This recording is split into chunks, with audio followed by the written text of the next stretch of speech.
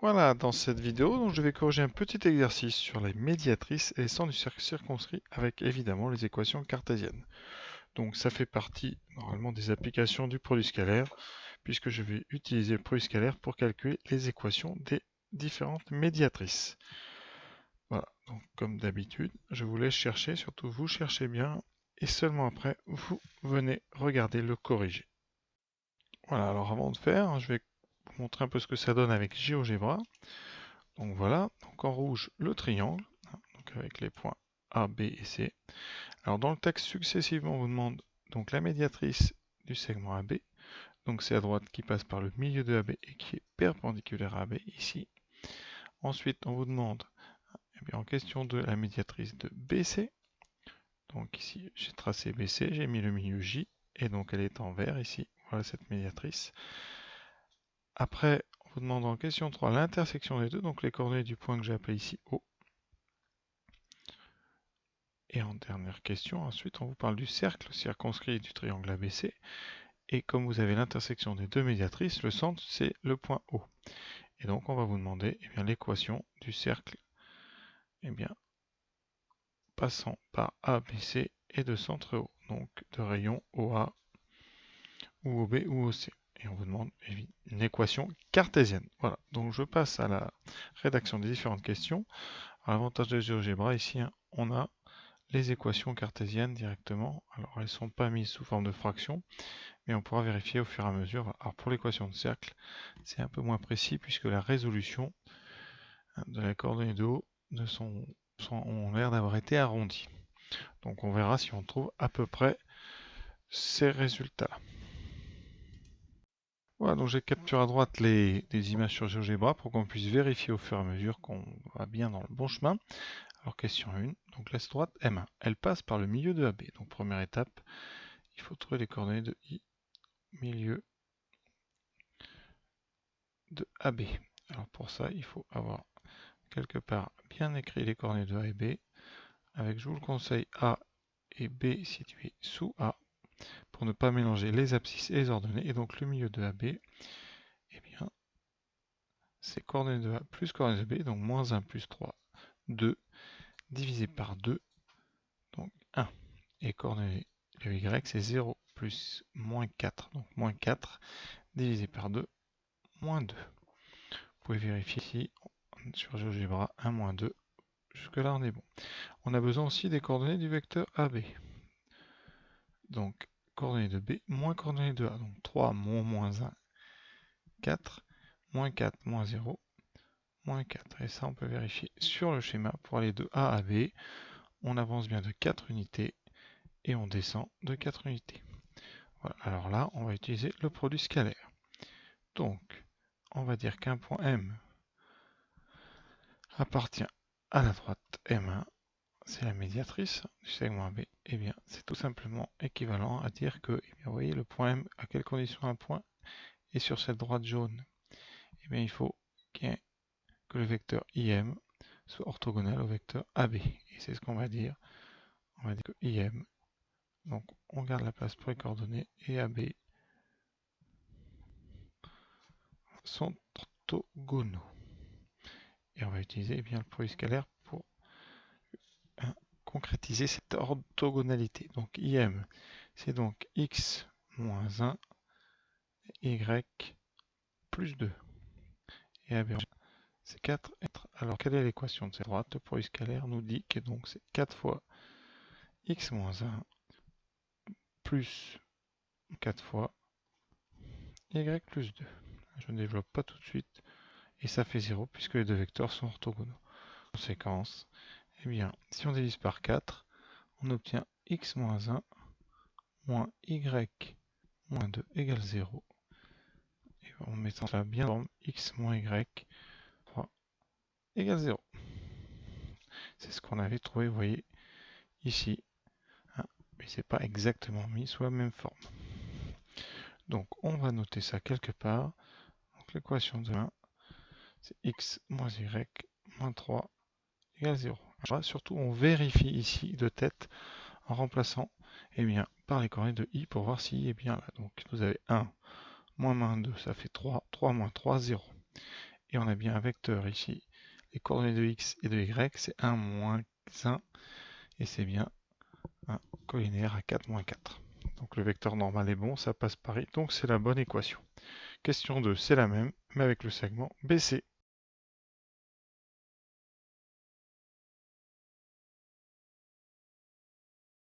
Alors je vais garder la même présentation, donc J est milieu de BC, j'écris les coordonnées de B et de C, et je calcule tout d'abord les coordonnées de J. Donc c'est le milieu, donc 3 plus 4, 7, 7 demi, et ensuite moins 4 plus 8, 4, divisé par 2, 2. Vérifions avec GeoGebra, on avait bien 3,5, 2, on est pas mal.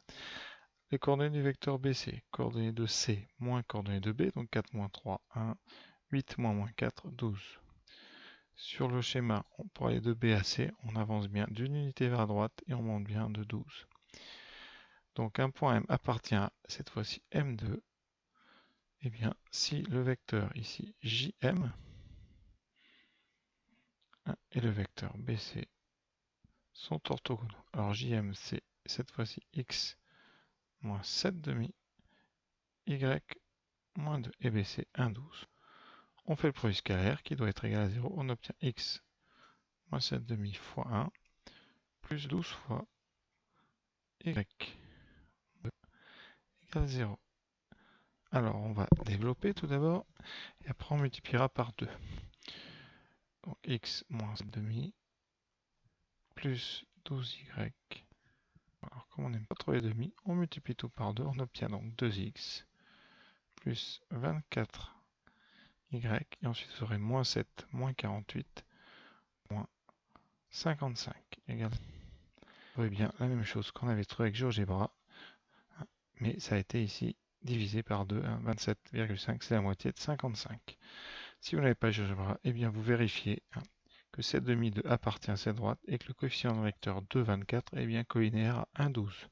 Et là on est bon. Donc on peut noter M2, c'est donc 2x plus 24y moins 55 égale 0.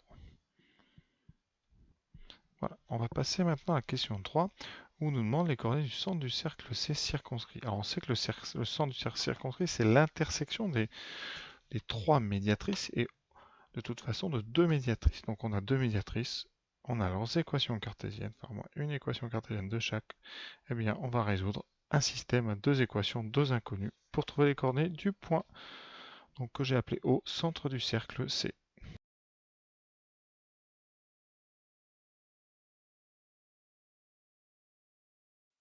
Alors on sait de toute façon que ces 2 médiatrices se coupent, donc il y a forcément un unique couple solution à ce système.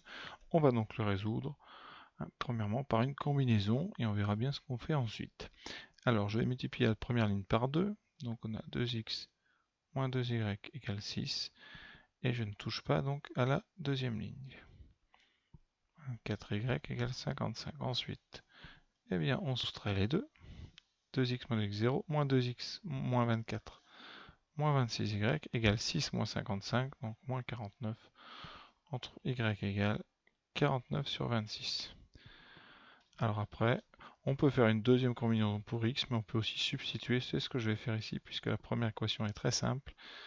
Donc x vaut 3 plus y, c'est-à-dire plus 39 sur 26. Et donc on met au même dénominateur, on aura sur 26, 3 fois 26, donc ça fait 60 plus 18, donc 78 plus 49, ce qui fait 118 plus 9, 127 sur 126. Alors est-ce que c'est ce qu'on trouvait? Alors 127 sur 126, ça fait presque, donc 26 fois 5, ça fait 130, donc on est effectivement à 4,88, c'est très possible. Et 49,26, on n'est pas loin de 52 sur 26, donc très près de 2, donc c'est bon. Donc les coordonnées du point O, c'est, enfin quand je dis c'est bon, c'est pas une preuve qu'on tombe à peu près sur ça, c'est que nos calculs sont justes, surtout. Et ici, 49 sur 26, voilà. Donc voilà notre centre. Maintenant, en question 4, on va donner une équation cartésienne du cercle C. Donc il va nous falloir évidemment les coordonnées de son centre, ça on les a, mais il nous faut aussi le rayon. Alors ça, le rayon, ça va être moins drôle parce que les coordonnées de haut ne sont pas très pratiques. Donc on va calculer par exemple la distance entre O et le point le plus simple des trois, c'est-à-dire A.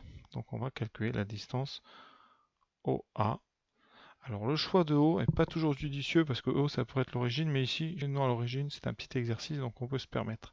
Si jamais O est déjà pris par l'origine, vous pouvez appeler ce centre le point oméga si vous voulez.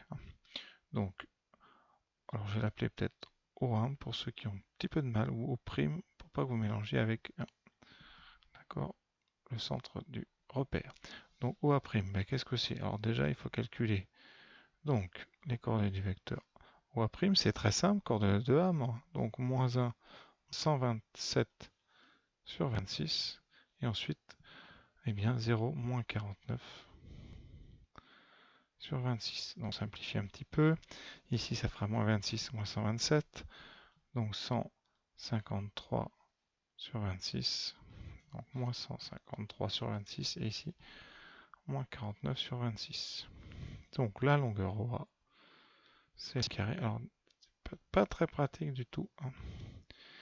Donc ça fera eh bien, 153 au carré. Je vais faire un peu de place ensuite, hein, sur 26 au carré, plus 49 au carré, sur 26 au carré. Voilà. Et ça, on peut sortir 26. Et il nous restera soit racine, eh bien 153 au carré, plus 49 au carré. On va voir combien ça vaut.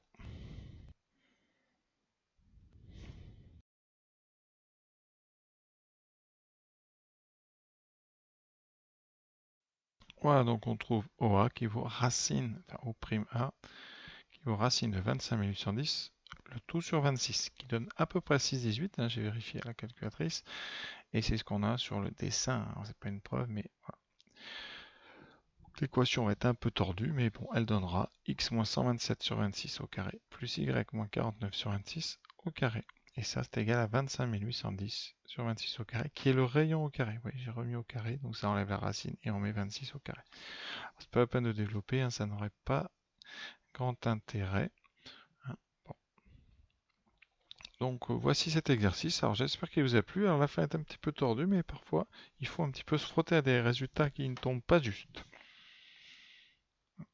Alors pour les amateurs, j'ai développé. Et ici on trouve 7280 sur 26 au carré après avoir soustrait ici ce terme-là et ce terme-là, des deux côtés. Et 7280 sur 26 au carré, eh bien 7280 c'est divisé par 26, il reste 280 sur 26. Alors on va vérifier quand même qu'on trouve ce que GeoGebra nous disait. Hein. Donc je vous montre GeoGebra.